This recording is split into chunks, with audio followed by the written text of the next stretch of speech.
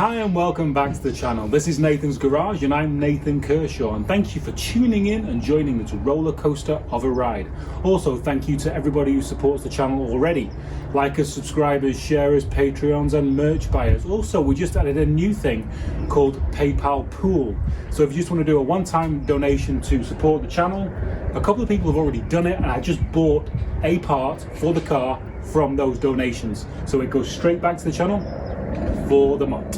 What do we have on today? Well, if you watched yesterday, you know we're taking these strut tops down another 2.5 inches. Happy days. Well, that looks familiar. Right, so chassis braces back on. Then we're going to be raising that 2.5 inches because this is dropping 2.5 inches and it needs to clear the engine. Thank you on Instagram for reminding me to reattach those grounds. That's all good. I'm only going to do the front brace this time because last time I did this I didn't have that brace in there, and I'm just going to be backing the car in here, putting it up on jack stands, so that takes away the want for the actual struts to go inwards. Plus I've got the strut bar, so just leaving that one on, that means the body will go on and off easier without that back strut bar. I'm actually getting, it was a bit of a bummer that I'm having to do this again, but I'm getting a bit more excited now with the vision, or with the prospect of the lowered strut tops and how much better it's going to be for the overall car. Okay, so Wife-tastic has work to do so she cannot indulge in this frivolous shenaniganery, so I'm on my own today, which is okay.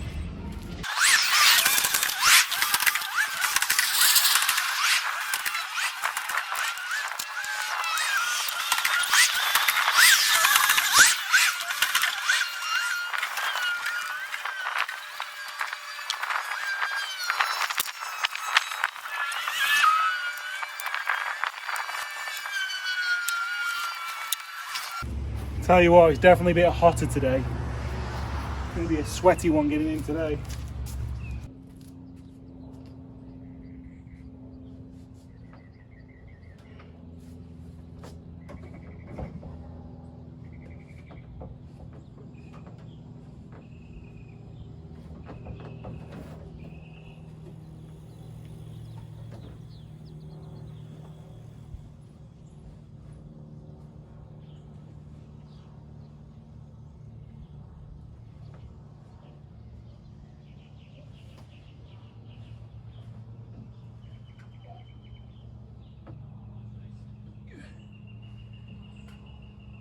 Ooh, did you see that?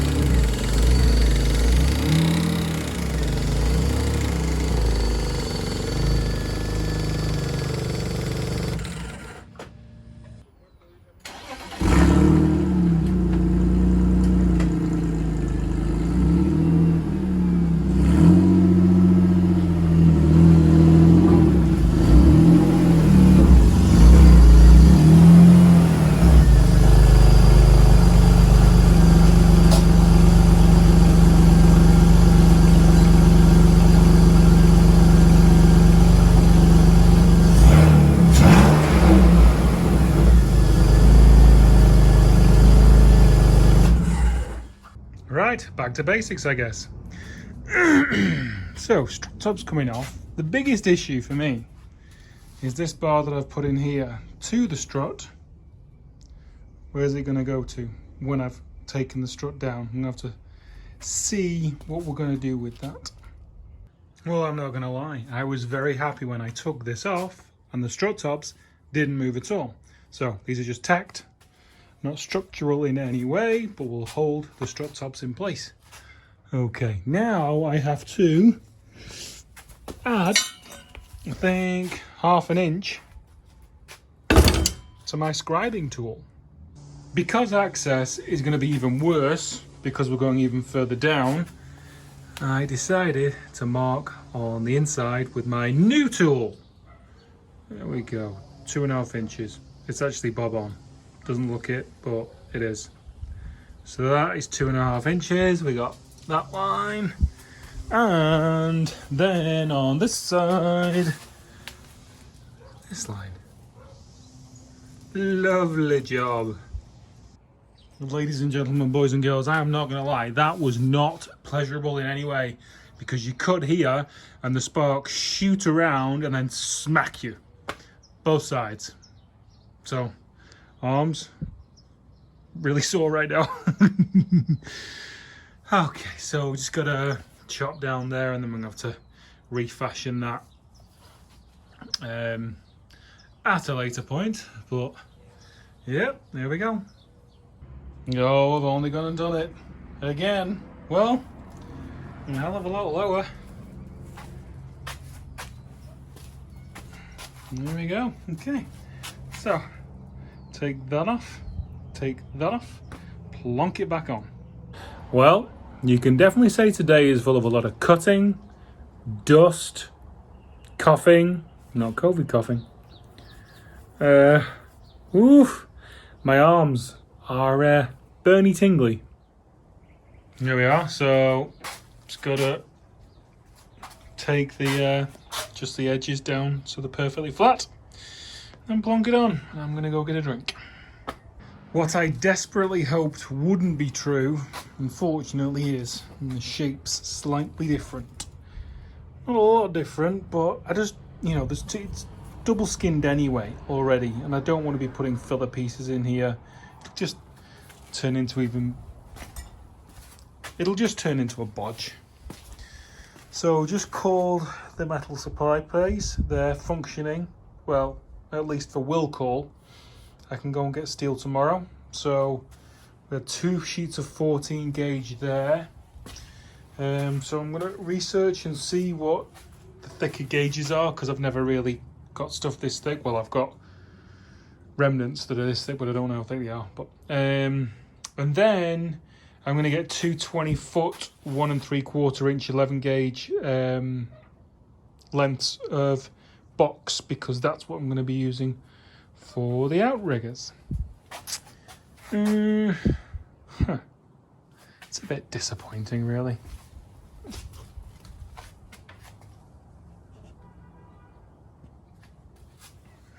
They're low, though. They're definitely low. Right, we're on day 2 of the strut tops. Just got the text saying that my steel is ready. Usually I can just go in and pick it up, and I go into the stock rooms and look on the racks and kind of look at the steel and feel the steel and see what thicknesses I kind of need for stuff like this. But because I've got to order it over the phone and just collect it, I'm going off like a tape measure, and I have the same thicknesses of steel here, but they're in strips and they're not wide. So expensive old bill for steel this morning. It was $240, which is a lot for me. So I've got 10 by 10 plates in 1/8 inch, 10 by 10 in 3/16. So we'll see which we want to do more, and we can use, you know, the other one on the rest of the mounting of the car anyway. That's that. Got some 2 20-foot lengths of 1 3/4 inch 11 gauge, which is going to be the outriggers. That's what the chassis legs are. And we got a 20-foot length of 1 inch 11 gauge box for everything else. Because that's 1 inch box, and we need to figure out, you know, tying in the strut top. Now it's lower. Now near the steel place is the scrapyard, and we have our radiator issue and our cooling tank, our overflow tank, our header tank issue. Now somebody said just get a smaller radiator, mount it lower down and have a fill here. Now the problem is the radiator or your bleeding point has to be at the highest point of the water system, if you will. So you've got your cylinder head here. So essentially you would think the highest point of water is approximately around here. So if I have a radiator that's here with no header tank and I try and bleed it, air goes up, air will stick in the cylinder head and it won't bleed. Okay, this will get full of water, this will get full of air.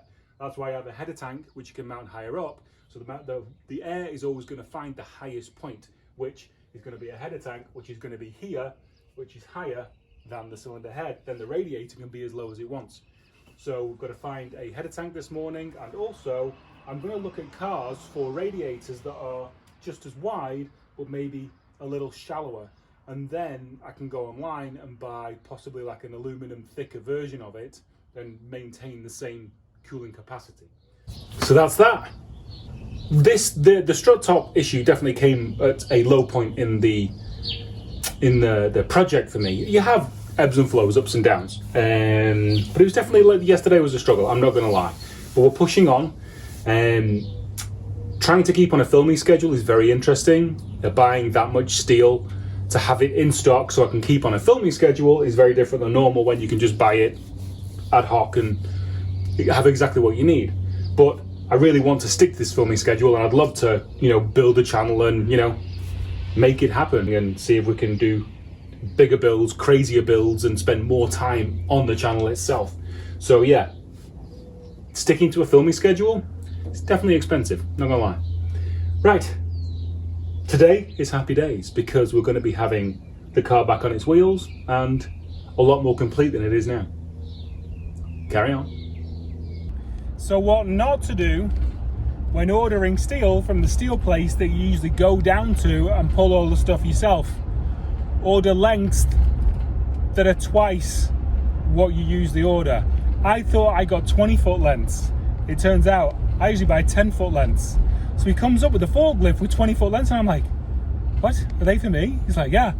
So we try to put them in the car, and I just stick them out of the side window, and 10-footers don't poke out very far. Obviously, these poked out by 11 feet in front of the car. So luckily they cut them for me. God, they were dicks. They didn't have to though. Industrial metal, awesome. They just saved me. So we've got more steel than I could ever possibly need for this build. Well, more structural steel. I don't know about sheet. Yeah, we have plenty of steel. Definitely a slight difference in the sandwiched two pieces there, the old top and the 3/16 plate, which is the new one. Okay, let's get making.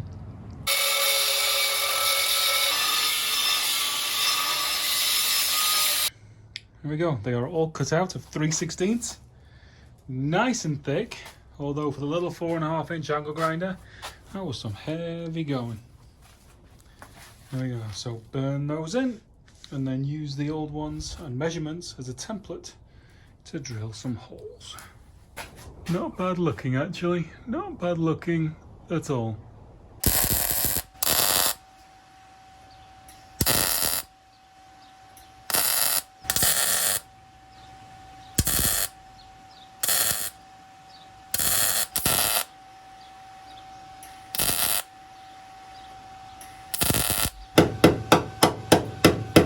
Right, so that's all burned in from the top side, apart from that little bit there where I couldn't get access, so that's from the underside. Yep, that's all done.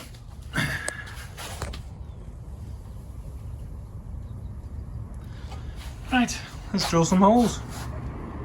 Here we go, so going to extend that onto the strut top, obviously box it all in. And then the same on the other side, and then that ties it in that way. And I have an idea, I'm just waiting for a measurement off Mutt Ep26 for a strut brace. Definitely been cracking on. As weird as it is to say, I'll soon be back to where I was. Yay. So I'm worried about hood clearance with the strut brace. So I got Mutt Ep26 to measure some Mutt strut towers. And they're wider than mine. Mine are 36 and Mutt is 38. And I read some reviews online and they were like, meh, strut braces, they help a little bit. Whereas mine's pretty structural and really heavy. So, short than she got.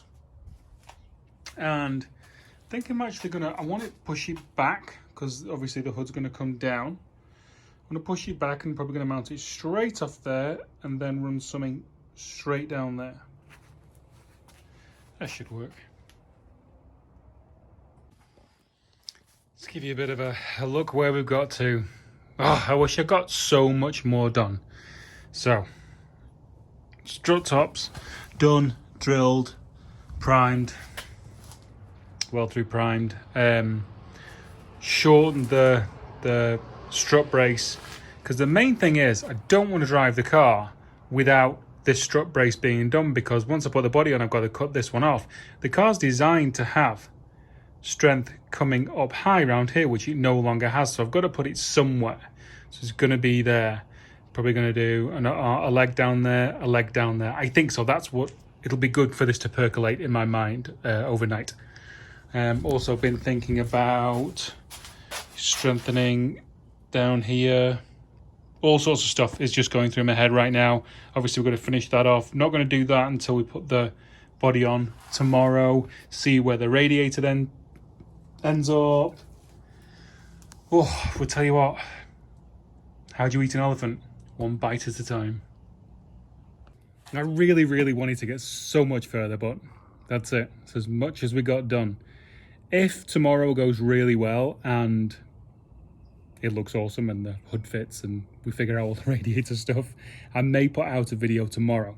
So that'll be next day. So we shall see.